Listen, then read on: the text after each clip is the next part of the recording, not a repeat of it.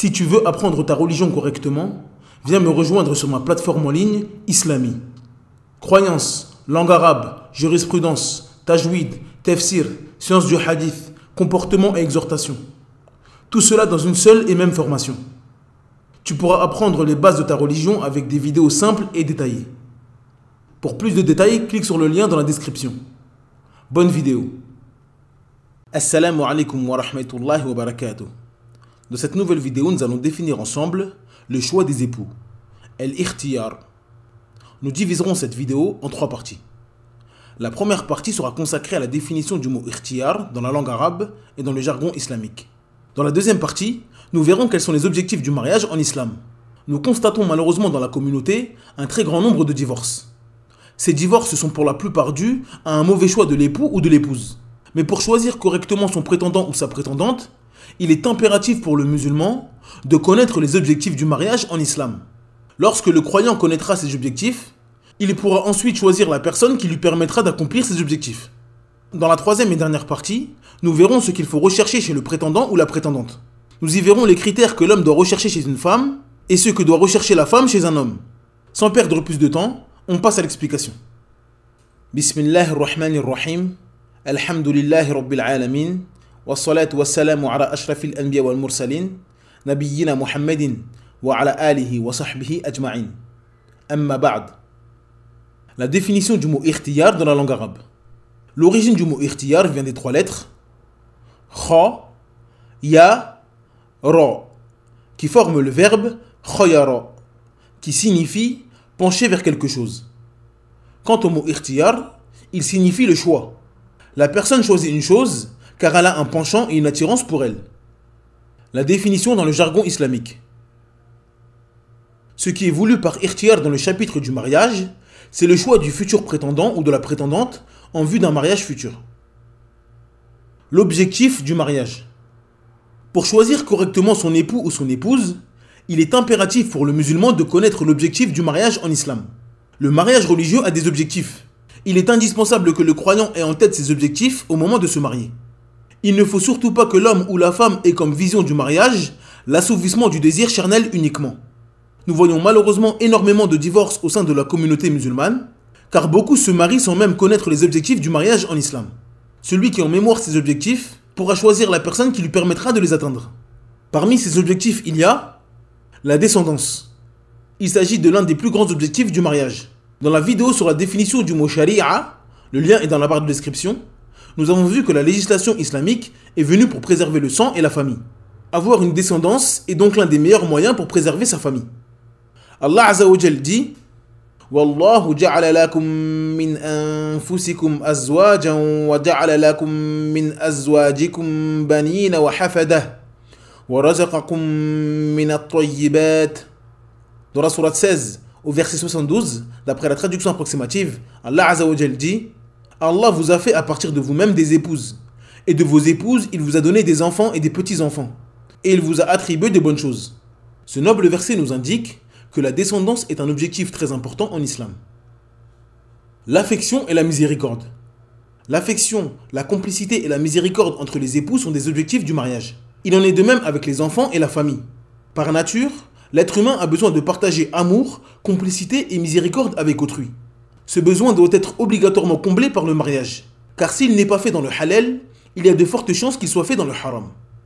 Allah Azza wa Jal dit وَمِنْ آيَاتِهِ أَنْ خَلَقَ لَكُمْ مِنْ أَنفُسِكُمْ أَزْوَاجًا لِتَسْكُنُوا إِلَيْهَا وَجَعَلَ بَيْنَكُمْ مَوَدَّةً وَرَحْمَةً إِنَّ فِي ذَلِكَ لَآيَةٍ لِقَوْمٍ يَتَفَكَّرُونَ. Dans la sourate 30 au verset 21, d'après la traduction approximative, Allah Azza wa Jal dit « Et parmi ces signes, il a créé de vous, pour vous des épouses, pour que vous viviez en tranquillité avec elles, et il a mis entre vous de l'affection et de la bonté.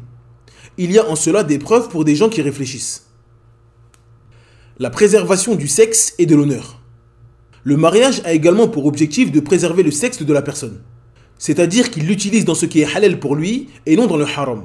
Ceci est valable autant pour l'homme que la femme. D'après Ibn Mas'ud radhiyallahu anhu, le prophète sallallahu alayhi wa sallam a dit « Ô vous les jeunes, celui d'entre vous qui en a les capacités, qu'il se marie, car ceci va lui faire baisser le regard et est plus chaste pour le sexe. et celui qui n'en a pas la capacité alors qu'il jeûne, car le jeûne sera pour lui une protection. Dans ce hadith, le prophète sallallahu alayhi wa sallam nous informe que le mariage permet de faire baisser le regard et de préserver son sexe, c'est-à-dire l'utiliser dans ce qui est halal et non dans ce qui est haram. Le mariage permet également de préserver l'honneur du musulman. Comme nous l'avons dit précédemment, celui qui n'atteint pas l'affection, la miséricorde ou le rapport sexuel par le mariage, le cherchera forcément dans l'illicite. Cette personne cherchera donc à toucher l'honneur d'un croyant ou d'une croyante, en la faisant tomber dans le haram. D'après Jabir ibn Abdillah radhiyallahu anhuma, le prophète sallallahu alayhi wa sallam a dit: si l'un d'entre vous aperçoit une femme qui lui plaît et qui a touché son cœur, qu'il se rende chez sa femme et consomme avec elle. Ceci permettra de chasser ce qu'il avait dans le cœur. Ce noble hadith fait partie de la médecine prophétique. Il nous informe que le mariage est une guérison pour certaines maladies du cœur. Lorsqu'un homme voit dans la rue, au marché ou autre, une femme étrangère qui lui plaît, une tache noire dans son cœur s'inscrit.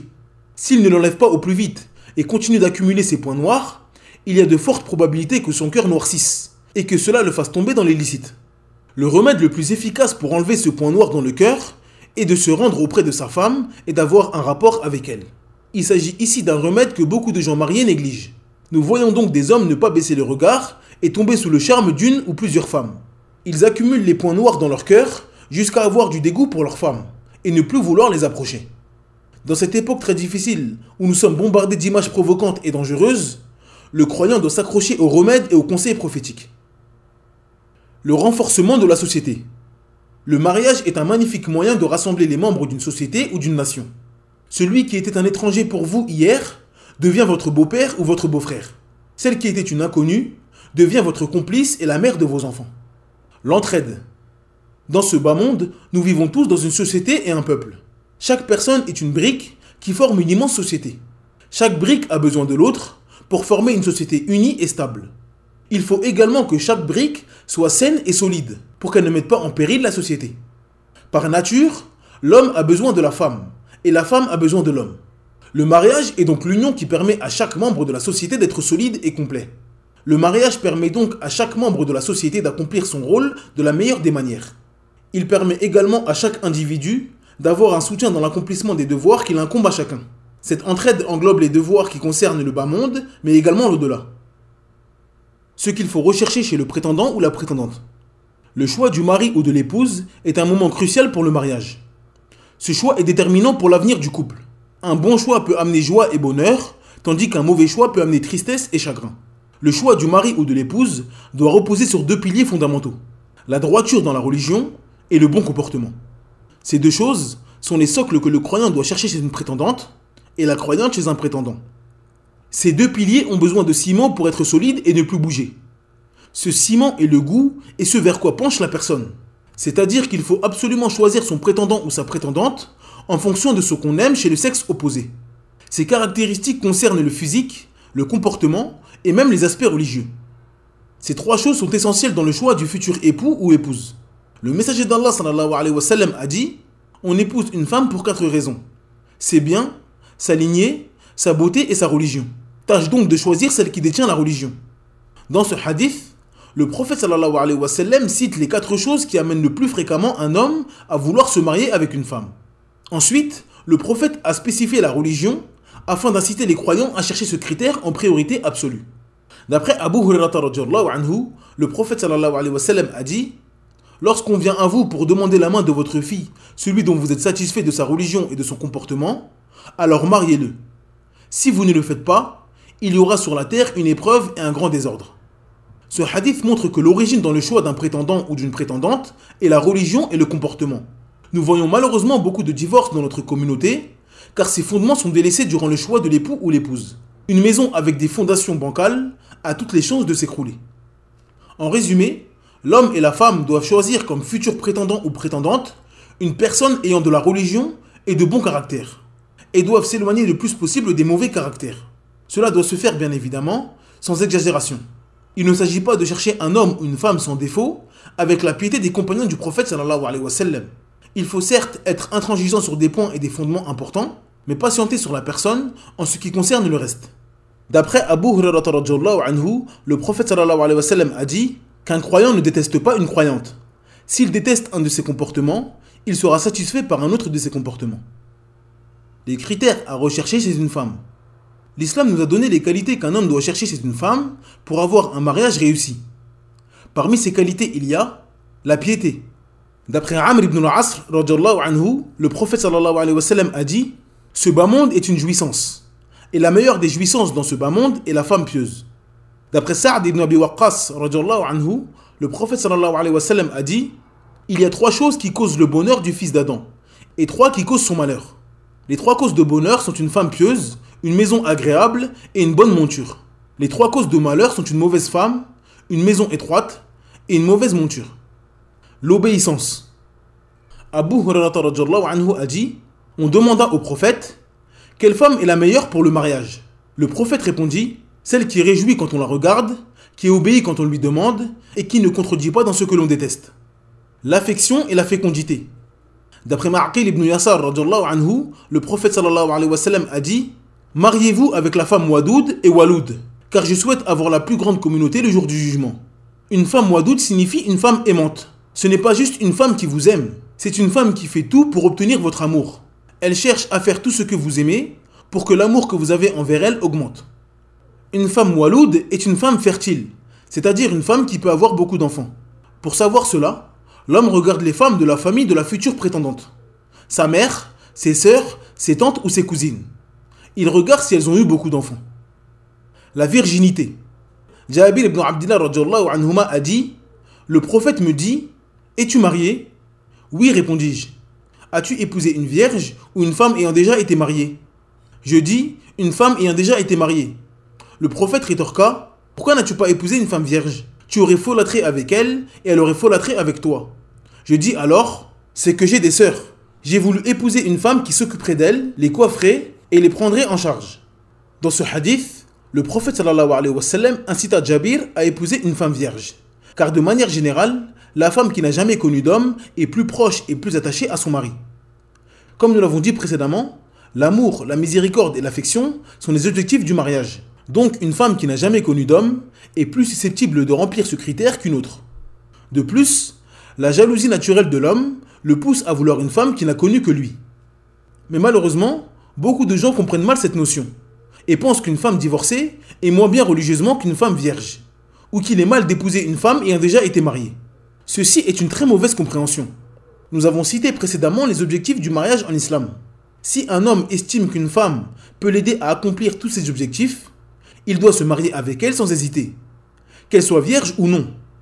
Le prophète sallallahu alayhi wa sallam a incité Jabir à se marier avec une femme vierge car c'était un jeune homme, et que la virginité est une chose agréable chez la majorité des hommes.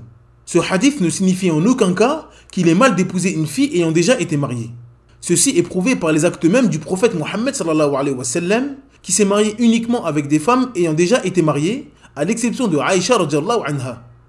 C'est donc pour cela qu'il n'a pas blâmé Jabir radhiyallahu anhu lorsqu'il lui a expliqué les raisons de son choix. Les critères à rechercher chez un homme. La crainte d'Allah. Allah Azza wa Jal dit الرجال قوامون على النساء بما فضل الله بعضهم على بعض وبما أنفقوا من أموالهم. Dans la sourate 4 au verset 34, d'après la traduction approximative, Allah Azza wa Jal dit les hommes ont autorité sur les femmes en raison des faveurs qu'Allah accorde à ceux-là sur celles-ci, et aussi à cause des dépenses qu'ils font de leurs biens. Dans ce noble verset, Allah Azza wa Jal nous informe que les hommes ont autorité sur les femmes. Il s'agit d'un honneur qu'Allah Azza wa Jal a donné à l'homme, mais il s'agit également d'une immense responsabilité. Il est donc primordial pour l'homme de craindre Allah Azza wa Jal dans ses femmes. S'il ne craint pas son Seigneur, il tombera très rapidement dans l'injustice. C'est pour cela que la femme doit choisir avec la plus grande détermination un homme qui craint Allah Azza wa Jal. L'imam al-Baghawi rahimahullah a dit « Un homme est venu voir Hassan al-Basri en lui disant « J'ai 2 filles que j'aime et plusieurs personnes ont déjà demandé leur main. À qui me conseilles-tu de les marier ?» Al-Hassan répondit « Marie-les avec des hommes qui craignent Allah. S'ils les aiment, ils vont les honorer.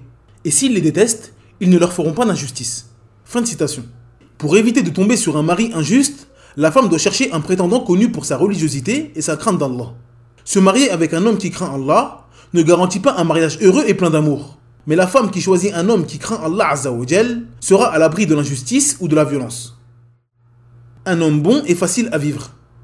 D'après Aïcha radhiyallahu anha, Le prophète sallallahu alayhi wa sallam a dit « Le meilleur d'entre vous est le meilleur avec ses femmes, et je suis le meilleur avec mes femmes. » D'après Abu Hurairah radhiyallahu anhu, le prophète sallallahu alayhi wa sallam a dit « Le croyant le plus parfait est celui qui a le meilleur comportement, et le meilleur d'entre vous est le meilleur avec ses femmes. » Dans ces hadiths, le prophète sallallahu alayhi wa sallam incite les hommes à avoir le meilleur comportement avec leurs femmes.